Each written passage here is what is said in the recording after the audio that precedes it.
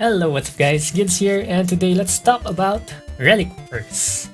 Okay, so Relic Wars has been a content that's becoming more and more accessible to a lot of the lower level guilds or kingdoms in our servers, so I hope it's kind of weird in other servers right now, so I hope other servers will get more chances or other kingdoms will get more chances to join Relic War, because I think this time there's a lot more chances since a lot of the top guilds are already betting their prisms on Fight for the Throne, which means a lot more kingdoms will have the opportunity to join the Relic War. So this time I'm going to help you out with your Relic War journey, give you some basic strats and some of the basic understanding that you need to know for Relic War.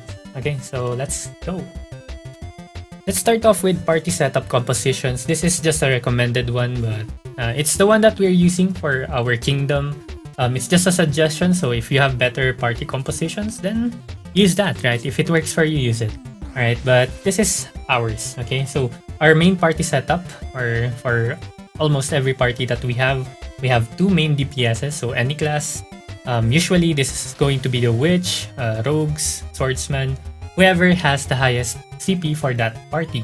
Okay, next we have a destroyer. Destroyer will be your tank, and then one rogue support.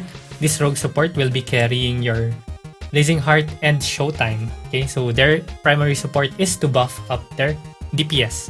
Okay, and then one engineer support that carries time lapse, flash heal, or healing branches, and resurrection. Okay, I think resurrection is one of the more important skills that you need for Relic War, especially if you're supporting a very strong DPS. Okay, having them alive at all times is going to actually help your team so much during fights.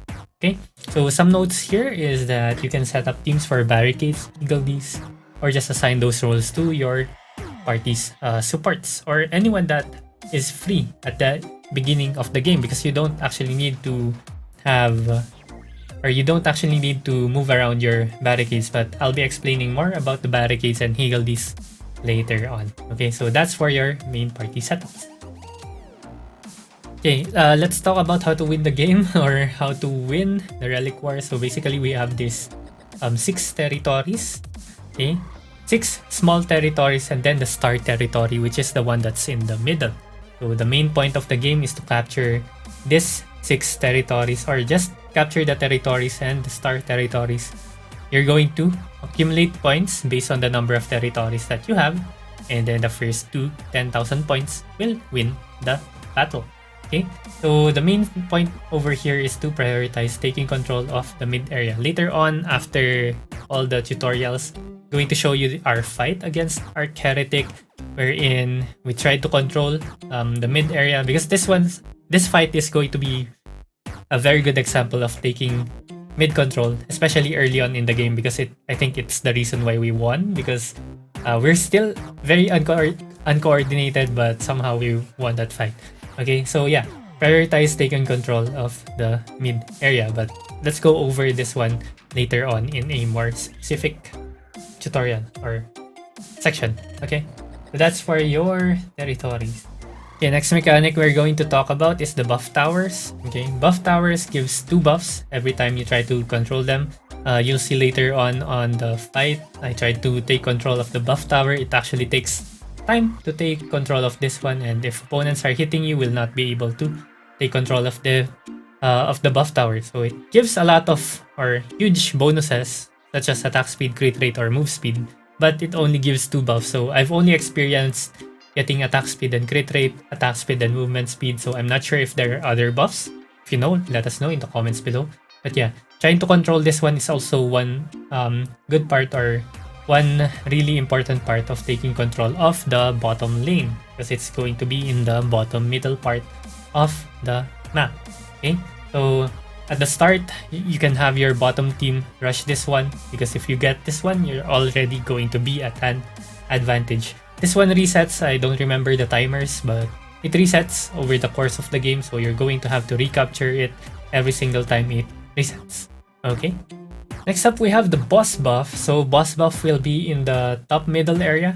Okay, top middle area, I think it spawns at first 6 minutes, and you will have a significantly reduced damage to this boss, but it's a dark element, so what you can do is prepare a light deck or just prepare a light weapon in order to try to clear this one.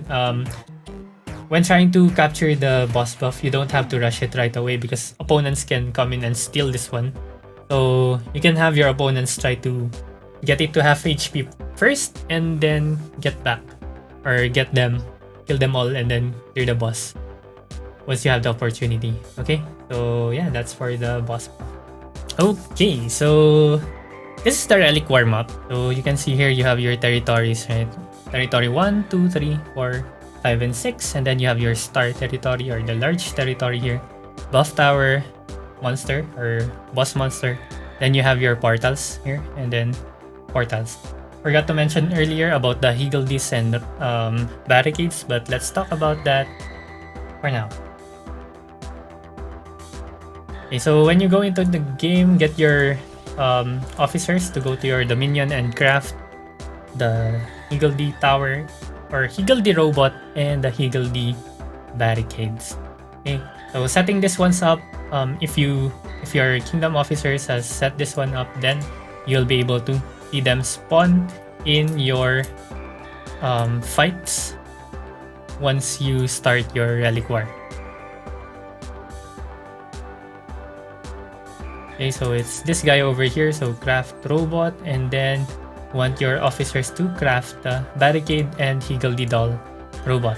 So the barricade is basically the thing that you use to block off opponents. You'll see a good use of this one later on in our match.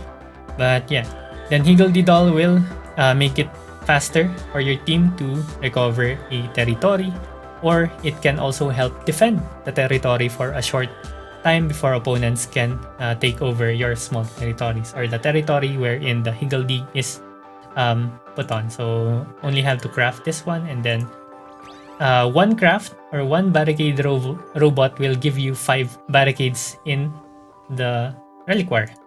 So you have to remember to place it as well. So place robot over here on the Relic Wars. Fight for the throne is over here, but we don't do fight for the throne right now. Okay, so that's it for the robot and barricades. Okay, so another thing about the Relic War, so it depends where you will be spawning. So there's a left side, there's a right side. During the Relic Bidding War, if your kingdom is the one placed on the left side, you'll spawn on the left side. If your kingdom is placed on the right side, then your kingdom will spawn on the right side. So in this case, we spawn in the right side, so everything here will be on the perspective of us being on the right side. So first of all, the plan is like this. A basic strategy or basic plan that you can go along with is to just take control of mid, 4, 5, and 6. Your 3 small territories plus mid, bottom, and the monster. Okay, and of course, take note, these strategies will only be working if you're against kingdoms that you have equal power against. It's not going to work against whales, of course, because they're just going to trash you, right? So, well, there are also some things that you can try to do against high CP opponents, but let's talk about that on a later time. But for now, this will be a basic strategy. So you're going to have your parties assembled. Main party will be spawning in mid or going through mid, and your main goal is to get to mid right away. Okay, you're going to have your smaller parties go to top and bottom, prioritize taking bottom or getting forward to bottom over here to take the buff. Okay, your top team can stay here, or they can try to push for flag number 1 over there, because there's nothing for them to do over here, or they can just try to stay here, try to take the portal, and try to help your bottom team get the tower buff. Okay, so that's one sequence that you can do, but let's talk about the first sequence for mid first. So usually for us, we focus all of our manpower to the mid side. Okay, this is the main focus usually. Usually we just have one person sitting down here, so we usually just step on it and walk over it and then move directly to mid, because it's actually a priority to try to destroy the doors over here. And while trying to destroy the doors, make sure that you're on semi just to make sure that your skills will not be used up once you get in, because once you get into the mid areas, these areas over here, you have to make sure that your cooldowns are up. Okay, you have to make sure that your cooldowns are up, because if not, you're going to be wrecked by the opponents. Okay, so try to use Semi and trying to break the door. If you're an engineer, you can use your flamethrower. I forgot the name of the skill, but the flamethrower, because it's a multi-hit ability. I don't recommend other classes to use their skills. Rogue can use their arrow rain probably, because again, it's a multi-hit, but it's basically more recommended to just use basic attacks or use Semi mode in trying to destroy this one. But the faster you can destroy this one, the faster your team will be inside mid and will be able to fight opponents that come in here right away. Okay, so yeah, the more people that are here, and as I said, you're just going to leave one person here to step on the small territory to capture it, and then everyone should be rushing mid. Okay, because you want to take control of the mid territory right away. So next, barricade placement. So once you have taken control, try to clear up mid and then put barricades over here. Once you put the barricade over here, you're actually now chilling. You don't have anything to do in mid for a while enemies are trying to destroy the mid tower. So the mid barricade. So this is where we made a mistake in the clip that, or in the fight that you'll see later on, because we've been sitting in the mid area for a while doing nothing. Okay, so what you can actually do is try to disperse your team in areas wherein anyone needs help. Okay, but it's actually pretty hard once you're in the battlefield, because things can become very chaotic. Okay, but prioritize putting barricades on these areas also for bot, this one or this one. If you don't want to put it on those areas for bot, you can actually just barricade these areas over here, so that no enemies will be able to surprise you from behind. Okay, so yeah, but you have to prioritize getting these ones to take control of the 3 areas in the middle. Okay, what you can actually do initially as well is you can do this one, because boss is not yet going to spawn and it's not going to matter yet, right? So you can just have 4 barricades, because remember, you have 5 barricades. You can actually also use 2 in the middle right here. So yeah, so those are the things or the ways how you can use your barricades. And of course, if you're winning, you can advance the barricades, right? So if you're winning mid, you can advance it up there, but you're going to use 2 over here. Actually, it's going to be 1 and 2, going to be 2 barricades there. If you want to advance to top as well, it's going to take 2. Okay, so you can just do that one if you're already winning, and then try to defend and take everything else. Okay, but most of the time, if it's equal fight, this is the most recommended one. Okay, so establish these 3 over here, and probably ideally this is how it should look like ideally. Okay, so if you have your portals right set up like this, you can actually use the portals for yourselves. Opponents will not be able to use it, because there's nothing for them to do once they teleport. Okay, next is the higgledy placement. So for the higgledies, you actually just want to put them on your territories, 1, 2, 3, and then put 1 in the middle, something like that, and then try to advance it to 3, 1, 2, or 3 if you're winning. Okay, so that's basically how you want to do this one. So that's a basic strategy. Try to take control of mid. Just try taking control of mid. Mid is the most important part of the Relic Wars. Okay. Okay, next, what will you do if there's a CP disadvantage, or your team is so much weaker than the opponents? Then you're going to have to turtle up or try to stay alive as long as possible. But it's going to be super hard. What we tried to do before is to try to do this one. Maybe do something like this for your barricades, because no matter how strong the opponents are, they're still only going to be able to deal 1 damage to the barricades. So if you put down your barricades like this and take control of the buff tower, you might have a fighting chance against them and try to take advantage of teleporters and try to surprise them, right? One thing that we did when we fought, I think it was Hydra PH before. So what we did was try to do something like this, and then we gathered everyone up. We went straight. We tried to do this. Okay, capture 4, and then 1, 2, and then 3. But of course, we still lost, but yeah, at least we tried. But it's going to be super hard when you're at a CP disadvantage. So yeah, when you're at a CP disadvantage, you're just going to try to play the game and lose. Because there's nothing really that you can do. Okay? Okay, so again, that's it for us on Relic Wars. If you want to explore more advanced tactics, then you have to get your kingdom organized. But it's the easiest tactic that you can implement, especially for kingdoms that are not too organized, right? So just try to do this one. Try to do this one. Master this one first and then take control of mid. I think that's the only thing that you want to emphasize for kingdoms that are still just starting out and not too organized. Okay, so yeah, good luck on your Relic Wars. Hopefully you guys win, take hold of relics, and of course once you win, guys, please keep the relic prices low. If you look at our server right now, I think everyone's keeping it low, so which is good because we started this one. We tried to do this one, yeah, 501. All our relic prices are pretty cheap to help out the whole server actually. So yeah, versus 502. So yeah, just try to keep it cheap, right? Try to keep it cheap so that you can help everyone on the server. It's not just one kingdom benefiting from the relic buffs. Okay. Obsidian is pretty expensive if players are not farming their obsidians, but yeah, this is going to help out a lot of people in the server.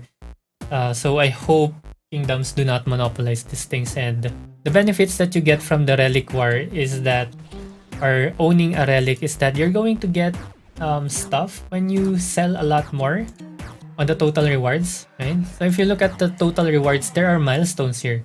If you keep your prices super high, no one's going to be enticed to buy them, right? But if you keep it low, look at this one. This is a defense relic, but everyone's buying it. Everyone's just buying it. It's 300k. It's still just 3 days in. 3 days in since we captured the relic, and we're already almost at 500k. So your kingdom is going to benefit getting more kingdom obsidians, and also you're going to get some magic tomes. Will not be greedy about these things because they're not gonna gain much from it, right? In the auction shop, right? So you have your defending kingdom and attacking kingdom passive skills, right? So you're not going to get a lot of benefit if you sell it at a very high price, right? Not everyone's going to buy it if it's going to be very expensive because no one will have the obsidian to buy. Okay, so yeah, that's it for me. Please enjoy this fight, and yeah, if you want to hang out, this fight was actually recorded from my Twitch. Okay, so we bought Arc Heretic live on Twitch. You can catch me there live, usually at 6 p.m. Asia time. So yeah, twitch.tv/yidsgg. Just check me out, leave a follow, subscribe if you can. Thank you very much, and I'll see you next time. Alright, 5 seconds. let's go guys. Clear comms. So may delay yung barricade. Set semi set semi. Wait, naubusan niya. So yung bot team push lang kayo. Sa buff. Alright, pasok. Auto na kayo? Diyan na sila? Kuhanin ko na lang yung Higgle din. Ay, nice. Uy! Na breaking wave kami, gag. Sa mita push na tayo. Oh, patay! Barricade na sana. Barricade na mid. Dito. Bot team push lang. Push? Push na yun. Mid. Barricade muna tayo, wag muna kayong papasok. Nahulog yung isang barricade. May nag-iwan ng barricade dito. Kalaban niya. Okay, Nasa set kalaban up. to. Barricade. Nalagay ko yung barricade sa konti sila eh. RG tayo sa bot. May space dito sa mid. Isang Ay, di barricade wala pa tayo. dito. Masok sila. Nice set. Nice set. Alright. Hindi ko makita. Shit, naglag.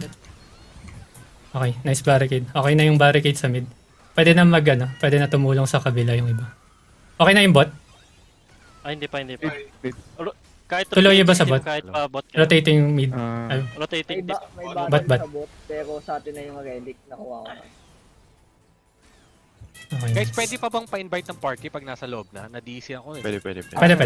Yan. Push tayo bot. Push. Kunin natin yung territory nila. Gids, pa-invite sa pag meron pa ba kayo si Cairo. Yan. Ayan. Ludwig. Pumasok May nakapasok. Pasok na. May mga nakapasok ah. Mali yung barricade. May butas yung barricade natin. Nakapasok sila sa mid. Balik. Pakigalaw yung barricade. Dito si Alex. Ayun. Hold lang natin. Sige, galaw na. Yan, stay lang muna yung bot team. Ayan ako na. Okay. Prep tayo sa mid. Pwede na yata mag-push mamaya. Na-stun kami. Checking status ng top. Status. Nice one. Na-barricade namin. Naka-barricade Nice, sila. nice. Okay. Pwede kayo mag-TP. Na-barricade din dito. Pwede kami mag-umikot. Prep mid. Mid? Hello, hello. Na-barricade kami. Ikot. Huwag kayo mag Ikutin nyo na. Ayan nyo na lang yan. Ayan nyo muna. Hindi pala pwede muna. Territory number 6. Naku. Hindi, okay lang, okay Ano lang. yun? Dulo yan, sa dulo. Sabot Bot team, sila. tara, Nasabot let sila. Madami sila sa bot. Wala yan. Okay, barricade. RG muna tayo sa bot. Kaway ko tong barricade. Mid team Huwag nasa niyo na pansin kayo. yung barricade. Ikutan nyo na guys. Yung barricade. Naka-barricade ka. Hindi natin mababa. Player only kayo Naman. para hindi maano. Yes. Sinisira nila yung barricade sa gitna. Okay na yung bot. Okay na. Prep tayo mid. Mid. Ang dami sila dito. Destroyers. Mid. Push tayo bot. Oo. Nagpo-push na kami. Kunti lang natin. Using Okay, stuck pa rin sila dito sa barricade. So, bali, Ang konti yung gagawin namin eh. natin next. Kill lang tayo. Yung iba ikot. Huwag yung pilitin yung barricade dyan sa mid. Matagal yan. Okay. Ito na Hegel this. Inubos nila yung skill nila. Kung okay na yung top. Nag-push kayo sa bot? Dami sa Nag-push na sa bot. Okay, nice. Pwede nyo ikutan? Pwede nyo ikutin? Ikutan yun. May pumapasok sa mid From Hindi bot. pala. Ayan. Nag-rotate Lagyan ko lahat ng ng mid Ayan. sa bot. Andito sila sa mid. Dami sa bot. Tara, push natin tong mid. Kunti lang sila. Ay, andito si Irins. Ha. Dami nila sa bot. Kung kaya mapasok yan, pwede ipasok. Need ng Eagle this, oh. Wala, dami na nila sa mid. Nice. Ilan na lang HP, hindi ko makita. Okay. Kaya nyo i-push yung bot? Gawin natin to. Bot team ready. Ready Nabasag na yung mid. Nabasag na yung mid. 3, 2, 1. Uy. Pasok, Clash. Let's go. Nice attack, Mark. Ito si Ludwig. Copy. Go yun. Nice stand. Nice attack. Go. Ludwig. Push. Patay. Kunin ko ito yung ano. Balik. Molten. Oh, shit. Molten. Na breaking wave. Okay, nice. Mid. Pwede natin ayusin tong barricade. Push na natin to. Wala. Marami mid na. Hold on natin dito sa bot. Dito. Or... Wait lang, hindi natin maano tong ano. Sino? Pwede nyo gawin yung Higgle this sa 1 at 3, advance nyo sa 4 at 6, or sa Ano territory tong na barricade na to? Shit, wait lang. Nyari na sa Si Erins. sa bot. Yan, pag gitna na natin, pinch na natin yan. Push nyo na yung mid nila. Nasa bot yung... Top at bot team. 240. Push yung mid. Ay shit, naka-barricade kami dito. May barricade mid ha. Pwede isa maiwan. Isa o dalawa maiwan. Basagin nyo yung barricade. Daan tayo sa bot. Gawing na kami bot. Push natin sa bot. Tara, push tayo sa bot. Push. May Hegel this sa bot na. Okay. Alright. Marami mid, marami. Push natin sa mid. Ayun. Nakapasok yung Ayun, wala.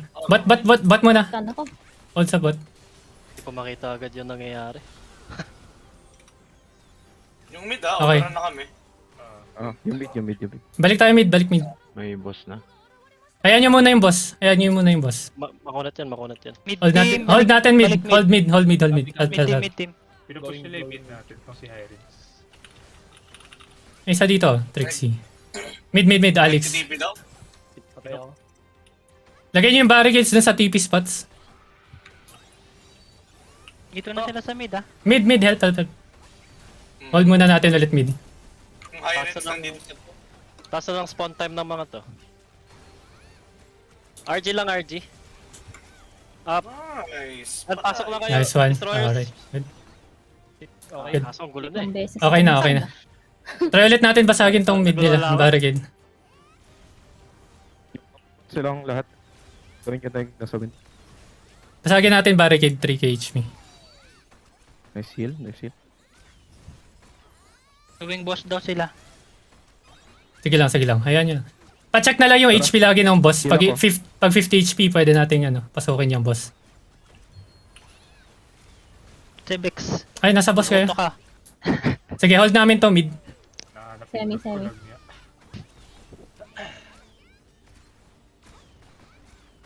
Ano? Sabihin nyo pag marami dyan sa boss ha. Naka-barricade ba yan? Top? Naka-barricade, Okay, good. Pero Okay. Nasa medyo bot si higher. sira na din yun. Hindi Lapit nyo ba na help? masira barricade sa mid. Mamatay na yung ano. Buff tower. Bot. Semi Hindi ako makabanat. muna. Baba kami. Na-barricade kami ni Samita sa bot. Tulungan ko sila sa bot. Bot ba? Half HP na Tara yung bot, boss. tara bot. Half HP na yung boss. Half HP na daw bot. Kunin ko na yung buff tower. Okay. May Dabos. naka-barricade din sa bot. Ay, sa gilid natin ha. May sumusundot. Dito sa boss area.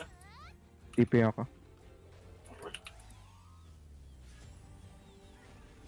Tagal pala makuha Nice. tong buff.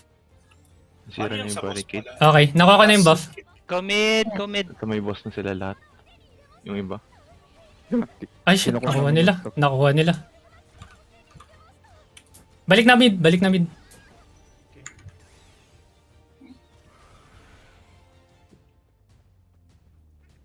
Hold nyo na lang muna yung bot. Naipit kami dito. Pwede nyo gamitin... Ah, shit.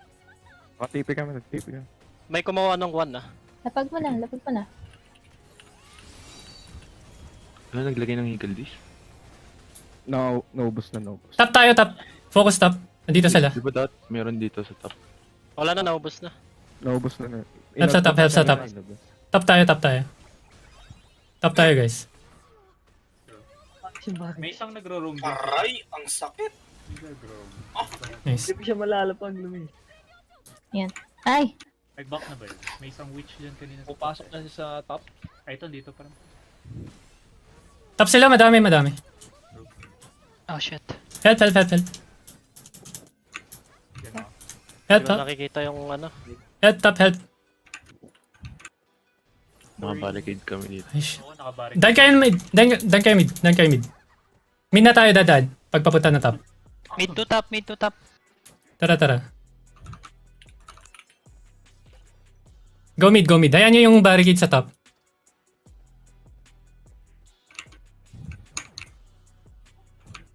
Tagal ng HP ko. Kunin lang natin to. Pinupush na nila mid ah. Ah, Oh, dito tayo sa top Focus natin tong top nila. Ano? Ang dami. Wala na akong makita. Pa-funnel tayo dun sa barricade papuntang top. mid. Regroup tayo mid. Dami sila sa mid Papunta rin kami. Walang tao dito sa bot. Daming mid. Dami mid. Parang lahat. Kunin na natin tong 6 bot team. Kaya rin sa 1 Kinukuha nila 1. Nasa mid, mga 10. Sige, push nyo yung 6. Hindi lang. Ay, wala na. Entry, Ang pasok dami. tayo. Ang dami. Getting sila 1. Tag All 1 in sila mid. Regroup muna tayo. Regroup muna Small spawn. sa mid.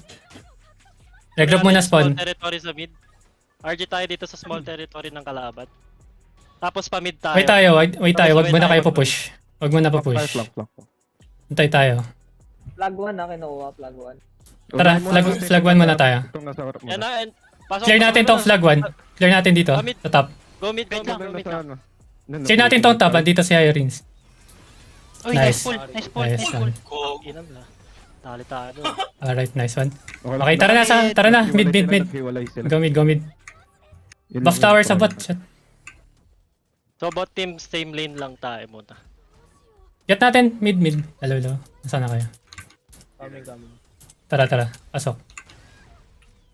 Cooldowns nyo. All up sa hard. Yes, Okay. no, Nice. barricade. Nice ball. Push na. Bot. Distortion. Regroup. Bot. RG bot team. Hindi ko na heal si Shepard. Pina... Mid. Bakbakan na. Panalo na tayo mid Mid na guys. Go, Push. entry mo lang rush, susunod ako. Destroyer, pasok. Oh, shit, okay na ngayon. May kalaban pala. Mayroon sa harap. My bad. Wala kita. Akin na ako. Visit. Mid guys, mid. Ah, ang dami na nila dito. Sige, kunin yung 5-6 nila, 5-6 nila. Busy sila sa mid. Tapping 3 natin 3.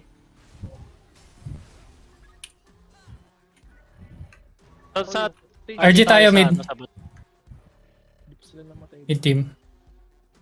Going. Mid team. 20 seconds na yung Cooldown cooldown na ko. sila. Entry tayo in 3, 2, 1. Tara. Pasok. Dito na ako. Ay, dyan. Patay si Irins. Nag-load mga pangalan nyo sa akin. Ay, oh. Ang tagal. Doon na kami ni Whoops galing mid. Ah, shit, naka-barricade kami sa mid. Barricade sa mid. Sabay tayo. Kunin yung sides guys, all in sila sa mid. Oh, kunin niyo yung 5 at 6, Tara, 5 at go bot tayo. 4, 5, Entry 6. natin.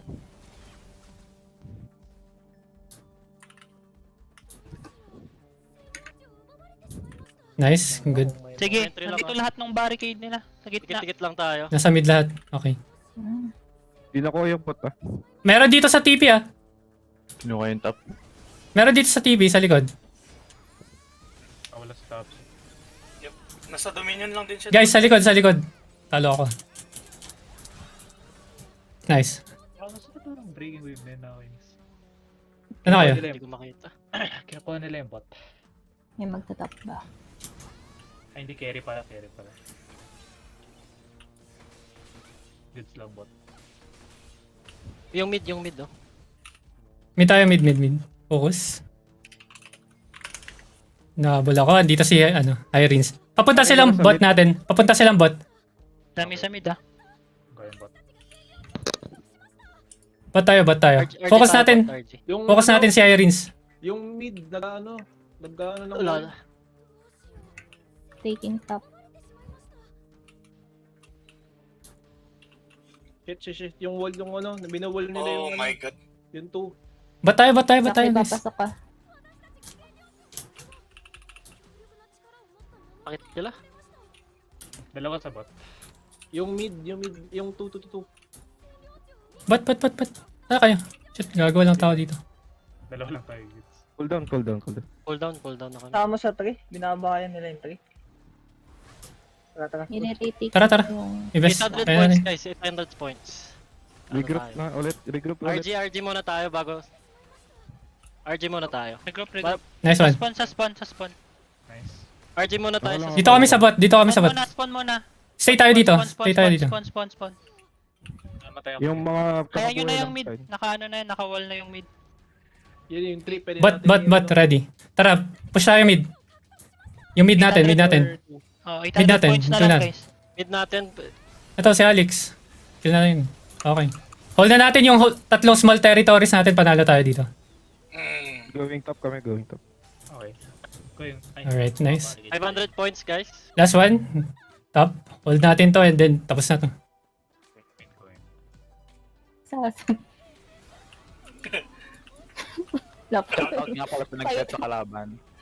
Okay, hold lang to. Top. Oh, shit. Top sila makikipagpalagan. 400 Kalaban ko points. Nice. Alright. Alright, nice Nice, def. wow. Kalaban. Kalaban ko rin sila emotionally Destroyer nila. Ay, gago. 300. Alright, nice one. Nasa mid sila. 300. Okay. Ayan yun na. Nice. Kag. Diretsoy natin to, top. Di pa tapos. Di pa tapos. Diretsoy natin top. Nakuha into.